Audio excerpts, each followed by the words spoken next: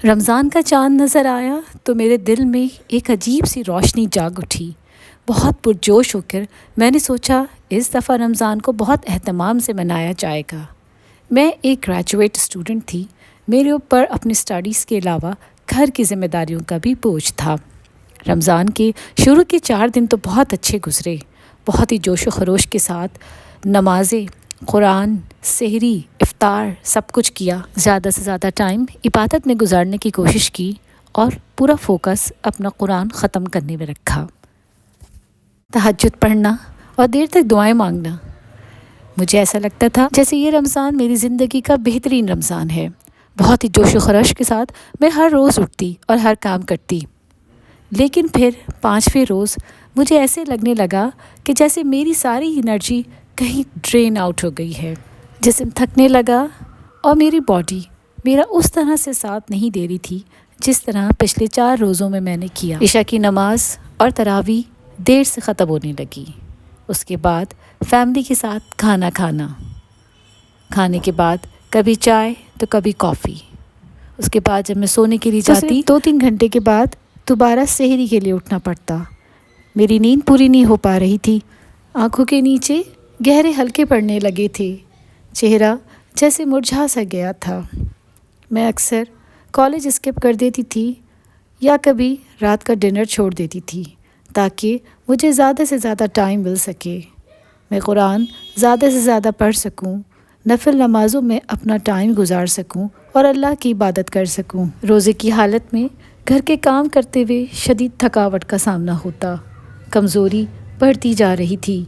قرآن پڑھنے میں میرا دل اس طرح سے نہ لگتا جس طرح سے میں نے سوچا تھا۔ صرف ایک نیند پوری نہ ہونے سے میری عبادتیں کمپرومائز ہو رہی تھیں۔ چھوٹی بہن مجھ سے آ کے کہتی، آپی آپ میرے ساتھ کھیلیں گی؟ تو میں کہتی، چلی جاؤ یہاں سے، مجھے نہیں کھیلنا، کیوں تنگ کر رہی ہو مجھے؟ مزاج میں چڑچڑا پن بڑھ رہا تھا۔ چھوٹا بھائی آ کے کہتا، آپی یہ سوال سمجھا دیں۔ تو میں سے کہتی، تمہیں نظر نہیں آ رہا؟ کچھ پڑھنے بھی نہیں دیتے ہو، چلے جاؤ یہاں سے۔ اور بعد میں ریئلائز ہوتا کہ شاید میں نے زیادہ ہی بول دیا۔ نہ پڑھائی پہ فوکس کر پا رہی تھی اور نہ ہی عبادتوں میں دل لگ رہا تھا۔ دل میں بار بار یہ سوال ابھرتا، کیا میں اس رمضان میں فیل ہو رہی ہوں؟ کیا اللہ تعالیٰ مجھ سے ناراض ہو رہے ہیں؟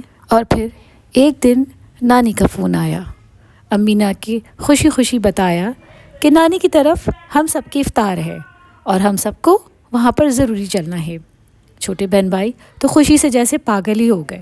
ہم جیسے ہی نانی کے گھر پہنچے اور نانی کی نظر مجھ پر پڑی تو نانی نے فوراً کہا، ارے بیٹا یہ آنکھوں کے نیچے ہلکے کیسے اور چہرہ اتنا مرجھایا ہوا کیوں؟ اس پر میری امی نے کہا، یہی بات میں اس کو سمجھاتی ہوں، رمضان کے مہینے میں اتنا مت اپنے آپ کو تھکاؤ، لیکن یہ کہتی ہے کہ نہیں رمضان کا مہینہ ہے تو مجھے سب کچھ کرنا ہے تاکہ میں ثواب کما سکوں اور اللہ کو راضی کر سکوں۔ اب آپ ہی اس کو سمجھائیں۔ افطار کے بعد نانی جان ہم سب بچوں کے ساتھ مل کر بیٹھیں۔ انہوں نے آہستگی سے کہا، بیٹا رمضان اپنے آپ کو توڑنے کا نہیں بلکہ سنوارنے کا مہینہ ہے، اور تم جو اتنی تھکی ہوئی لگ رہی ہو وہ دراصل تمہارے جسم کے اندر کا نظام یعنی کہ توازن بگڑنے کی وجہ ہے۔ توازن؟ میں نے کہا۔ اس پر میرے بابا نے کہا، ہاں میں تمہیں سمجھاتا ہوں، توازن یعنی ہمارے جسم کے اندر کا بایولوجیکل کلاک، یعنی بالکل ایسی گھڑی جو ہمیں یہ بتاتی ہو کہ ہمیں کب جاگنا ہے، کب سونا ہے اور کب ہمارے جسم میں توانائی کم ہو گئی اور ہمیں آرام کرنا ہے۔ یہ ایک طرح کا الارم سسٹم ہوتا ہے جو ہماری باڈی کو بیلنس رکھتا ہے، اور اگر یہ نظام بگڑ جائے تو جسم تھکن محسوس کرتا ہے اور توجہ کم ہو جاتی ہے اور نیند پوری نہیں ہو پاتی۔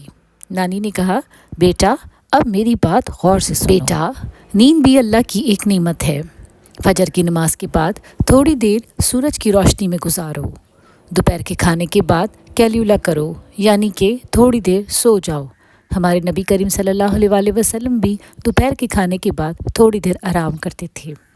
اسی طرح سے افطار اور کھانے کو ہلکا رکھو، تراویح کے فوراً بعد سونے کی کوشش کرو، سونے اور جاگنے کے اوقات کی پابندی کرو، رات کو چائے یا کافی لینا بالکل چھوڑ دو، اسی طرح سے سونے سے پہلے اسکرین ٹائم ختم کر دو۔ یاد رکھو عبادت کوالٹی سے پہچانی جاتی ہے، نہ کہ کوانٹٹی سے۔ اور تمہاری عبادت میں خشوع و خضوع اسی وقت آئے گا جب تمہاری نیند پوری ہوگی، یعنی تمہارا جسم پرسکون ہوگا۔ قرآن میں اللہ تعالیٰ نے فرمایا کہ ہم نے تمہارے لیے نیند کو پرسکون بنایا۔ پھر انہوں نے ایک حدیث سنائی، بے شک تمہارے جسم کا بھی تم پر حق ہے۔ اس پر میرے چھوٹے بھائی نے کہا کہ نانی اس کا مطلب یہ ہوا کہ آپ ہی کو زیادہ سونا چاہیے؟ تو نانی نے کہا ہاں بیٹا، نیت کے ساتھ، کیونکہ اگر نیت اللہ کی رضا ہو تو وہ کام عبادت بن جاتا ہے۔ ٹھیک ہے نانی جان، آج سے میں آپ کی ہر بات پہ عمل کروں گی۔ اور گھر جاتے ہی جیسا نانی نے کہا میں نے ویسے ہی کیا۔ میں ٹائم سے سوتی، ٹائم سے جاگتی، اور اسی طرح سے تراویح کے فوراً بعد میں سونے کی کوشش کرتی۔ رات کو میں نے چائے اور کافی لینا کم کر دیا، اسکرین ٹائم بالکل ختم کر دیا۔ دوپہر میں شارٹ نیپ ضرور لیتی، اور پھر ایک ہفتے کے اندر میں نے اپنے اندر ایک تبدیلی دیکھی۔ آنکھوں کے نیچے سیاہ حلقے کم ہونے لگے، چہرے پر دوبارہ سے تازگی آ گئی، پڑھائی بہتر ہو گئی اور نمازوں میں بھی دل لگنے لگا۔ میں نے یہ بات آہستہ آہستہ سمجھ لی تھی کہ آرام کی وجہ سے عبادت میں کہیں کمی نہیں ہوتی، بلکہ آرام کرنے کی وجہ سے ہماری عبادتوں کی کوالٹی بہتر ہوتی ہے۔ اور اس طرح سے یہ رمضان میرے لیے سب سے زیادہ پرسکون، بابرکت اور متوازن رمضان بن گیا۔ تو میری پیاری بہنوں، اگر ویڈیو اچھی لگی ہو تو اس ویڈیو کو اپنی ان بہنوں کے ساتھ شیئر کریں جو رمضان میں نیند کی کمی کی وجہ سے لڑ رہی ہیں۔ جزاک اللہ خیر۔